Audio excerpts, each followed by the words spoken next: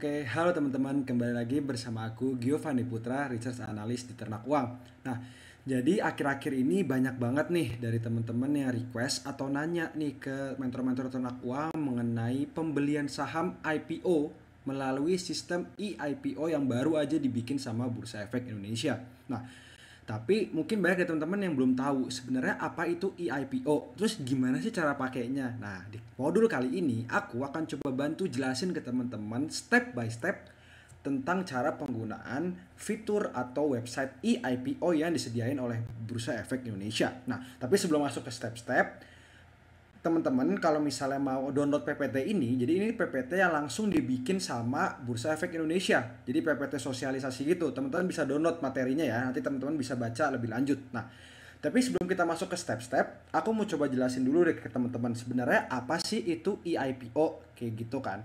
Apa bedanya sama IPO zaman dulu gitu. Karena kan eIPO ini sistem baru ya. Apa bedanya sih sama eIPO zaman dulu? Jadi gini, latar belakangnya ya, dulu kalau misalnya sebuah perusahaan itu mau IPO, kita nih sebagai retail lah anggapannya ya, pokoknya bukan institusi lah, kita kan retail nih, teman-teman di sini mungkin beberapa ada yang duitnya banyak tapi tetap kan retail kan, bukan institusi.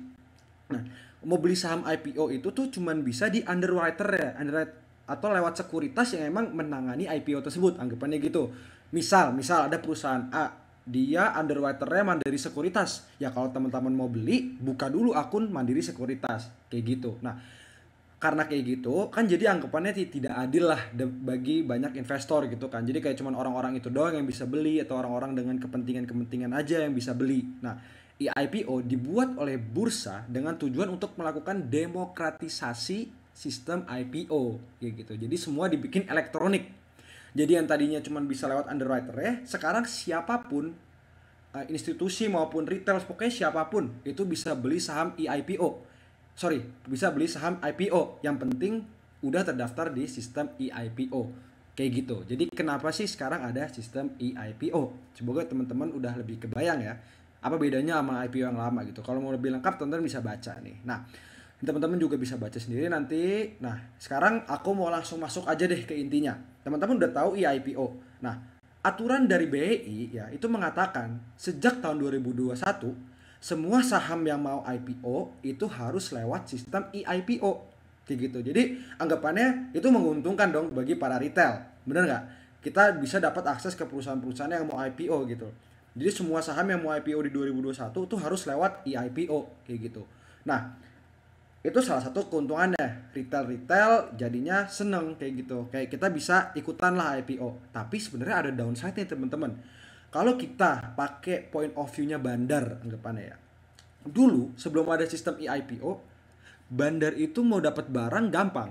Kenapa gampang? Ya dia bisa tanda kutip kerjasama sama underwriter ya, atau dia buka akun di sekuritas yang melaksanakan IPO-nya gitu kan. Terus harus dia pegang semua barang ya. Jadi anggapannya ini ada perusahaan mau IPO, barangnya dipegang satu bandar. Mereka nggak usah rebutan gitu. Nah, sekarang dengan adanya sistem eIPO, bandar-bandar anggapannya lah atau institusi itu harus rebutan sama retail. Nah, hal seperti ini akan menyebabkan kita nih, misal aku bandar, aku bandar nih, mikir gue harus rebutan, kalau gue dapetin dikit gue males lah ngatur harga ini gitu kan. Kalau kebanyakan retailnya gue nggak punya supply-nya nih, gue nggak menguasai supply, gimana cara gue naikin gitu kan. Jadi ya downside-nya mungkin untuk beberapa perusahaan itu akan setelah IPO mungkin arah sekali gitu, tapi saya turun semua gitu karena emang bandar nggak punya kepentingan di situ.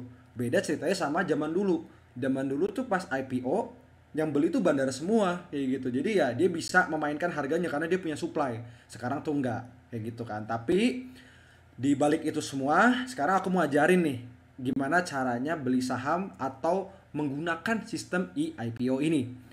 Teman-teman bisa sambil download juga, bisa sambil praktek juga nih sambil dengerin video ini.